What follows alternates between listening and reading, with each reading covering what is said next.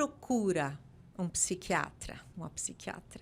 Bom, acho que saúde mental é um tema que ainda é muito estigmatizado, né? E a psiquiatria tem a sua parcela de responsabilidade nisso, já que por muito tempo ela foi utilizada como forma de controle social, né? Inclusive, falando aí de saúde mental das mulheres, a gente precisa pensar que na história as mulheres já foram internadas em manicômios simplesmente por serem mulheres autônomas, né? Então, uma mulher que se maquiava, uma mulher que falava o que pensava, uma mulher que queria namorar, ela podia ser internada num manicômio simplesmente por ser quem ela era. Então, eu acho que a história da psiquiatria contribui para esse estigma que a gente tem. Porém, as coisas mudaram, né? E eu acho que hoje a gente tem uma busca por saúde mental, as pessoas têm buscado esse tema. É algo que elas se importam. Como é que eu cuido da minha saúde mental? E eu acho que quem busca o psiquiatra é aquela pessoa que está num sofrimento psíquico intenso, com prejuízo, né, na sua vida, porque sofrer, todos sofremos, né? Mas a própria OMS define a saúde mental como um bem-estar biopsicossocial, em que você tem condições de elaborar os estresses da vida diária. E às vezes chega um momento que a gente não tem essa condição, que a gente está num sofrimento tão intenso que a gente não consegue lidar com eventos da vida, que a gente está sintomático, que a gente está deprimido, que a gente está ansioso de forma intensa. Eu acho que é esse momento que se procura um atendimento médico, né? A psiquiatria é uma especialidade da medicina, e a pessoa vai buscar quando ela está nesse processo de sofrimento com prejuízo na sua vida, né, com prejuízos na sua vida diária. Uhum. E você acha que aumentou o número de pessoas que buscam, que têm esse sofrimento psíquico? Não sei dizer se o sofrimento aumentou, mas a busca sim, porque acho que hoje as pessoas se sentem um pouco mais à vontade para buscar, né? As mulheres buscam mais do que os homens. Tenho pacientes homens, mas tenho muito mais pacientes mulheres. Isso é uma coisa que a gente vê, né, no dia a dia da clínica. Mas eu acho que as pessoas estão buscando mais, até porque esse tema bem-estar, que também é um tema delicado, né, porque passa às vezes por uma coisa meio produtiva, né, de um excesso de produzir bem-estar de uma forma individual, que também pode gerar questionamentos, mas acho que é um tema que está em voga aí, né? As pessoas estão se preocupando um pouco mais com a saúde mental. Uhum. E os motivos, quais os motivos que levam as pessoas, as mulheres, por exemplo, a buscarem? É diferente dos motivos dos homens? Você consegue identificar isso? A gente tem dados, né? Alguns dados que eu vou usar de uma pesquisa bem recente de uma ONG chamada Think Olga, que foi feita com mais de 1.000 mulheres no Brasil inteiro, então em diferentes regiões, mulheres de diferentes classes sociais, de diferentes raças, para tentar ter um perfil mesmo da mulher no Brasil. Então, alguns dados que eu vou trazer aqui são deles, alguns do IBGE. Depois posso deixar essas fontes, se vocês quiserem colocar na descrição do vídeo. Mas todos os dados têm fonte. Acho que isso é importante hoje em dia, em tempos de fake news. Tempos de... né? A gente referenciar a nossa fonte. Então, assim, a gente tem que as mulheres são mais ansiosas e mais deprimidas. Então, dentro dos diagnósticos de ansiedade, 67% das pessoas com diagnóstico de transtorno de ansiedade são mulheres. De transtornos depressivos também, 67% são mulheres. E esse dado se inverte no transtorno por uso de substância. Então, os homens têm mais transtornos de abuso de álcool ou drogas, mas ansiedade e depressão prevalece as mulheres.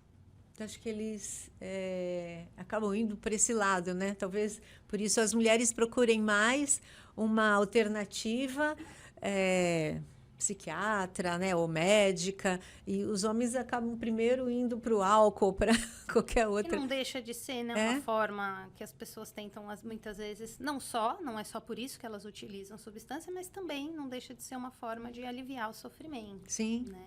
Sim, sem dúvida. O que você acha, Aurélia? de suma importância esta abordagem e, acima de qualquer contexto, é pensarmos o triplé que existe nessa sociedade, que nós temos uma sociedade estrutural, estruturante, com base no racismo, no capitalismo e no machismo. Então, o contexto de adoecimento da população feminina, ela se dá neste contexto.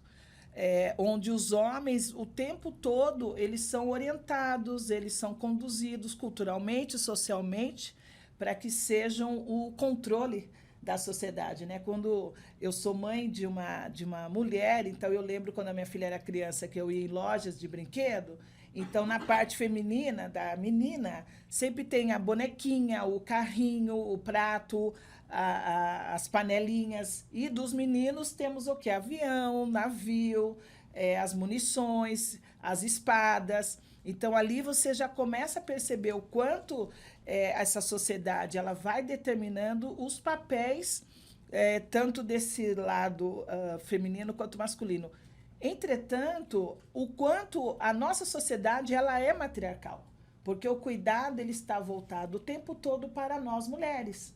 Então, essa busca de cuidado, como a Natasha trouxe no campo da psiquiatria, se dá também na psicologia. E o quanto também é importante que essas ciências da saúde sejam integradas num contexto interdisciplinar. Porque você, quando busca olhar para si, você está buscando todo um contexto da sociedade no seu envolto.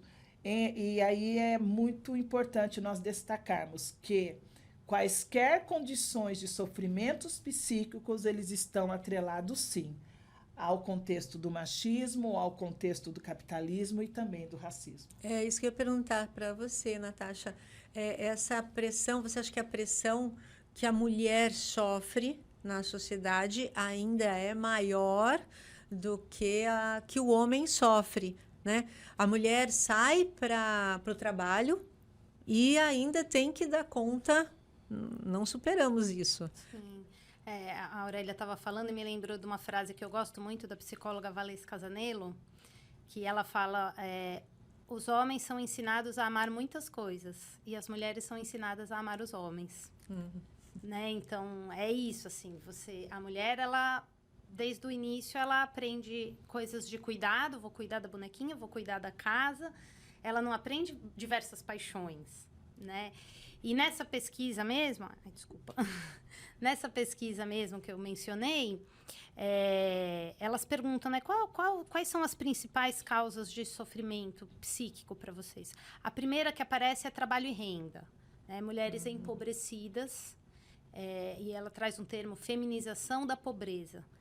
Ela traz um dado de que, isso é um dado da ONU, 70% das pessoas em situação de pobreza no mundo são mulheres. Então, as mulheres nessa pesquisa apontam que a insegurança, né? É difícil você ter saúde mental se você não sabe se você vai conseguir pagar suas contas. Sim. E a dos homens não é essa a principal causa?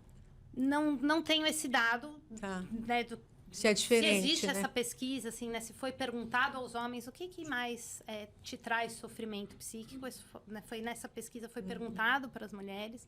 E, em primeiro lugar, ficou essa insegurança em relação à vida financeira. E a gente sabe que isso é real. As mulheres ganham menos para exercer o mesmo trabalho, né? As mulheres têm um risco de desemprego. As mulheres... Então, essa insegurança financeira é um motivo de adoecimento psíquico. E, em segundo lugar, a sobrecarga de cuidado, que elas apontavam, né? Como segundo motivo de sofrimento psíquico, a sobrecarga de cuidado. A mulher, ela muitas vezes cuida sozinha do filho, muitas vezes mesmo. A gente estava vindo no caminho, né, conversando até de histórias de pacientes, assim, como sempre a gente recebe pessoas que tiveram filho e cuidam sozinho do filho e o marido não ajuda, né? Porque, entre aspas, esse ajuda, porque não é ajudar, é fazer a sua parte. Mas essa mulher trabalha fora. Ela não é, muitas vezes, mãe exclusiva, né? Ela trabalha fora, ela Sim. chega em casa, ela cuida da casa, ela cuida do filho, o filho acorda de madrugada, ela levanta, ela sai mais cedo do trabalho para deixar o filho, muitas vezes na casa de outra mulher, que é a sogra ou é a avó, né? Ou, às vezes, na creche, quando tem condições. Então, essa sobrecarga de cuidado, que não é só com o filho, né? A mulher também é aquela que cuida do pai idoso, é aquela que cuida da avó, é aquela que cuida de alguém que sofreu um acidente, é aquela que cuida, inclusive, do homem. Quando ele deixa de buscar cuidados médicos, né? Quando ele procura menos, inclusive, no âmbito da saúde mental, mas também em outras áreas da medicina, o homem busca menos esse cuidado. E aí ele adoece, ele sobrecarrega a mulher, porque é ela que vai cuidar dele. Sim, isso quando tem um companheiro, né? Porque a gente tem um percentual grande de mulheres que têm filhos, têm família, sem o companheiro. Mães solos, né? Essas são as mais sobrecarregadas. Tanto E as do que ponto ganham de vista menos. financeiro, exato, Isso. né? Quanto do ponto de vista de responsabilidade. Mas, por exemplo, a gente vai num hospital, hoje eu não trabalho mais nesse âmbito hospitalar, mas, né, ao longo da formação e do início da carreira de medicina, você passa muito tempo no hospital. É muito comum você ver as mulheres acompanhando os homens que estão internados. E é muito comum você ver as mulheres sozinhas. Elas, muitas vezes, não são acompanhadas dos seus maridos, dos seus companheiros, quando elas adoecem. Sim. Inclusive, é comum histórias do marido se separar quando a mulher adoece. Abandonar, né? Abandonar. É verdade. E a gente percebe, quando tem que faltar ao trabalho, a mulher falta ao trabalho porque tem algum problema com algum membro da família. Ela falta, mas ele não falta, né? Então, essa sobrecarga que ainda está nas costas das mulheres, e aí tem um recorte de raça, né, que você estava falando, porque as que menos ganham, a base da pirâmide, são as mulheres negras. Chegam, eu estava vendo, já faz um tempo, chegavam a ganhar nem $1, $2 por dia, né, que é pouquíssimo. Pouquíssimo. E aí tem os filhos. Então, agora,